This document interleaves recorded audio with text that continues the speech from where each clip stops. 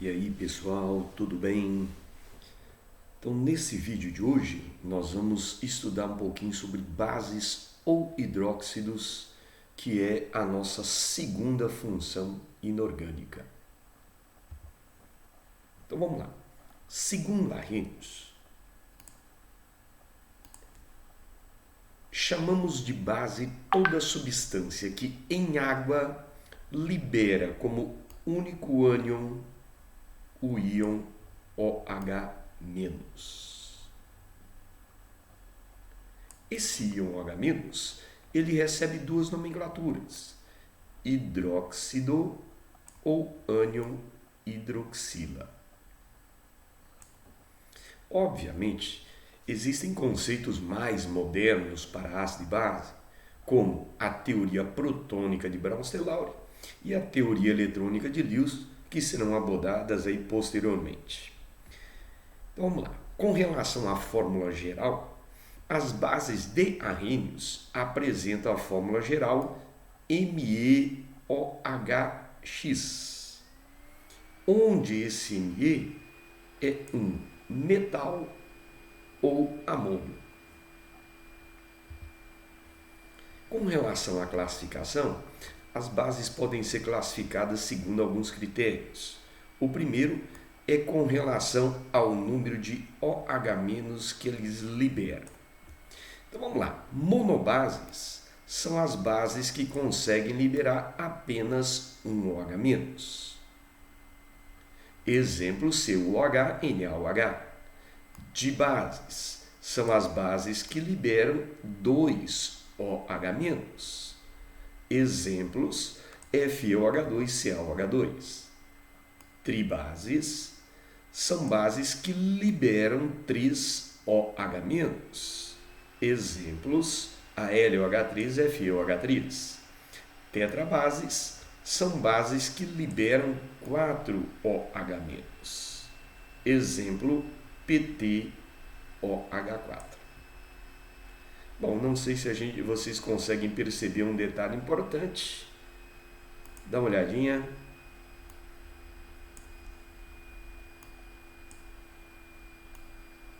Então, a quantidade de OHs que as bases liberam fica sempre igual ao número de OHs que elas apresentam, né? Então foi colocado aqui como observação para vocês. Então sempre o número de OHs na fórmula fica igual ao número de OH- liberado. Tudo bem? Vamos lá. Com relação à força, as bases podem ser fortes ou fracas. Não existe base moderada. Tudo isso aqui é feito em função do alfa, né? Que é o grau de ionização. Tudo bem? Então vamos lá. Bases fortes são bases da família 1, antiga família 1A, cálcio, estrôncio e bário. E todas as outras bases, elas são o quê? São fracas. Tudo bem? Então vamos lá, para não esquecer. Bases fortes: um ano, carnaval será na Bahia.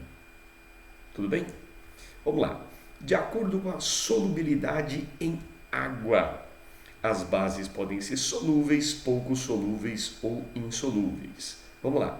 Solúveis são bases da família 1, antiga família 1A, e amônio. Pouco solúveis: cálcio, estrôncio e bário. E insolúveis, as demais. Vamos lá, vamos dar uma exercitada com relação a essa classificação. Então a base que nós vamos analisar é NaOH. Então vamos lá. Olhando para a forma, a gente percebe que existe somente um OH na forma. Então, ela pode liberar apenas um OH-. Então, ela é uma monobase. Como é uma base da família 1 da tabela, então ela vai ser solúvel em água. E com relação à força, como é uma base da família 1, então ela é forte. Próxima base que nós vamos analisar é o CaOH2. Então vamos lá. Com relação ao número de OH- liberado, como a fórmula tem 2 OHs, então ela libera 2 OH-. Então é uma antibase. Com relação à solubilidade em água, como é uma base da família 2 da tabela, como é uma base de cálcio, né? Certo? Ela é pouco solúvel. E com relação à força, como é uma base de cálcio, ela é forte. A LOH3, olhando para a fórmula, a gente percebe que a base tem 3 OHs. Então, ela é uma tribase.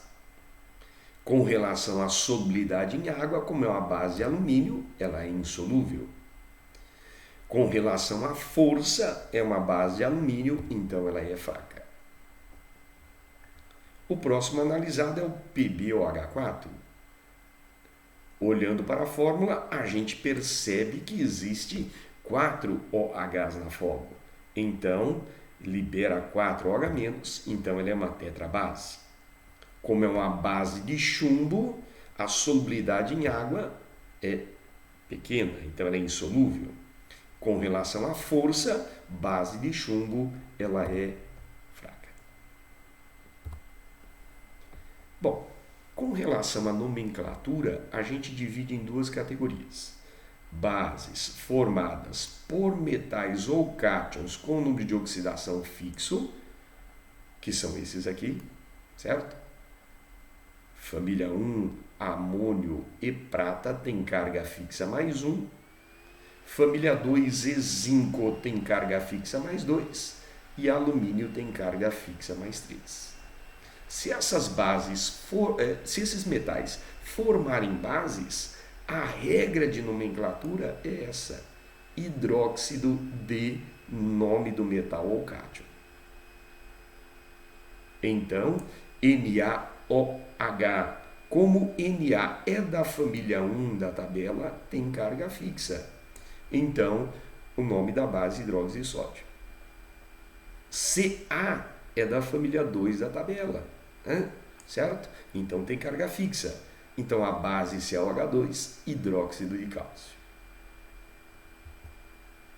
Bom, se a sua base é formada por metais com número de oxidação variável, os mais importantes e suas cargas são esses que a gente colocou aqui.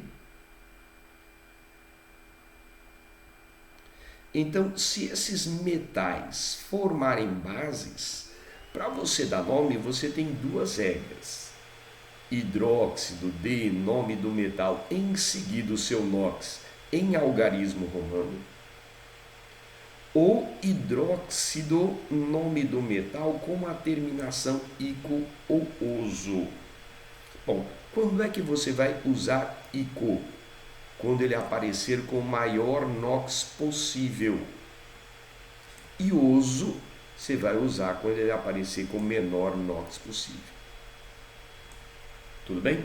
Observação importantíssima é que o número de OHs sempre fica igual à carga do metal ou cátion. Tudo bem? Então vamos lá. FeOH2. Então, o número de OHs é igual à carga do metal ou cátion. Então, o ferro tem que valer mais 2. Então, um nome possível para a base: hidróxido de ferro 2, em algarismo romano. Bom, como o ferro pode adotar valores mais 2 e mais 3, eu percebo que o ferro, nesse caso, está com o menor valor possível. Então, eu posso chamá-lo de hidróxido ferroso. Vamos lá, FeOH3. Então, como o número de OHs é igual à carga do metal, então eu descubro que, nesse caso, o ferro tem que valer mais 3. Então, o nome possível para a base seria hidróxido de ferro 3. Como nesse caso o ferro está com o maior NOx possível, então eu posso chamá-lo também de hidróxido férrico. Vamos lá, vamos exercitar um pouquinho, né? e dar nome ou a fórmula para algumas bases. Então vamos lá. O K é um elemento da família 1 da tabela, então ele tem carga fixa. Então, para dar nome à base, hidróxido de nome do metal. Então, o nome da base ficará hidróxido de potássio. Mg é um elemento da família 2 da tabela. Então, também tem carga fixa. Então, para dar nome para a base, hidróxido de nome do metal. Então, hidróxido de magnésio. Al também tem carga fixa. Tudo bem?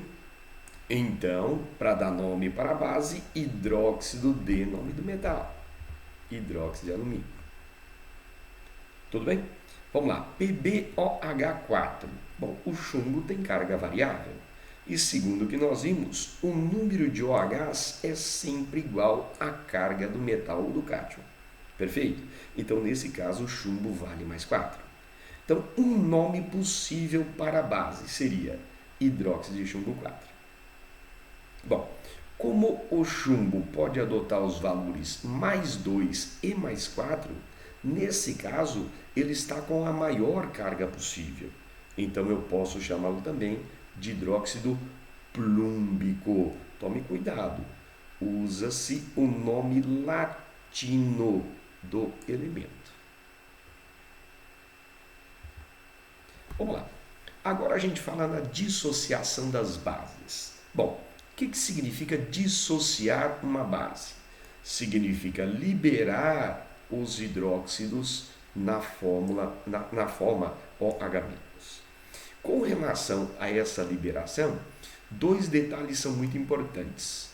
O número de OHs é sempre igual à carga do metal ou cátion, e o número de OHs da base é sempre igual ao número de OH- liberado. Tudo bem? Então vamos lá. Quantos OHs tem a base? Só tem um. Então, a carga do metal vai ser mais 1 e o número de OH- liberado tem que ser 1. Tá? Então, o número de OHs é sempre igual à carga do metal e é igual à quantidade de OH- que ela libera. Vamos lá. MgOH2. Quantos OHs tem a fórmula? 2. Então, a carga do metal tem que ser mais 2 e o número de OH- que libera tem que ser 2.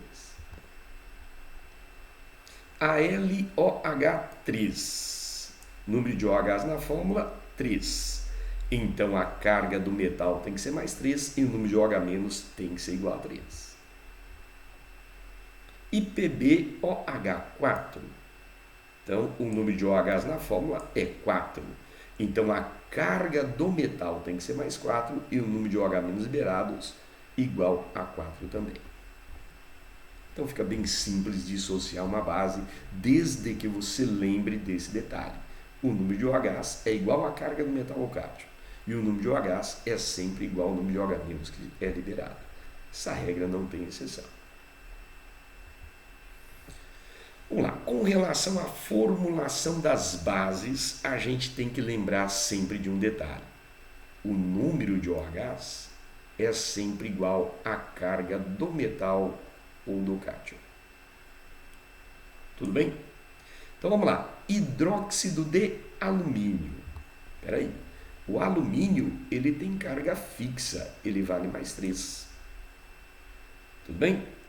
Então, se o alumínio tem carga mais 3 e o número de OHs é igual à carga do metal ou cátion, então a base tem que ter 3 OHs na fórmula. Então, a fórmula tem que ser AlOH3. Vamos lá. Hidróxido de ferro 2. Então, se é ferro 2, a carga do ferro tem que ser mais 2. E como o número de OHs é igual à carga do metal ou cátion, então a base tem que ter 2 OHs na fórmula. Algumas observações finais que aparecem normalmente nas alternativas e nos enunciados. Vamos lá. Primeiro, hidróxido de sódio é comercialmente chamado de soda cáustica, muito utilizado para desentupir pia, fazer sabão, né? Encontrado aí no comércio.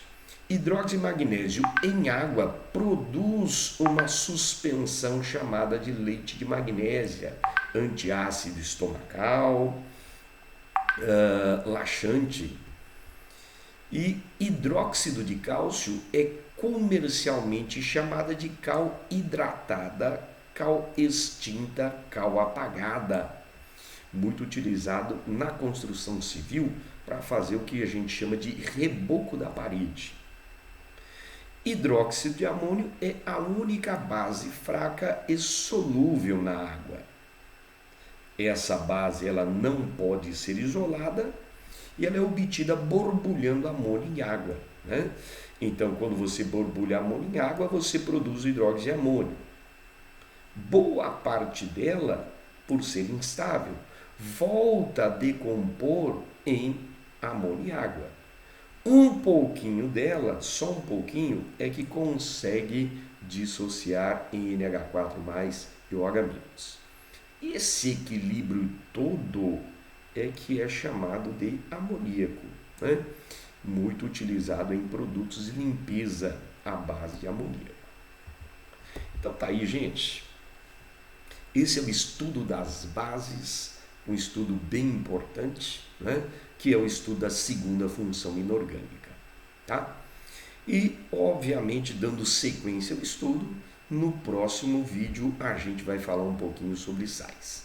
Então, até a próxima para vocês.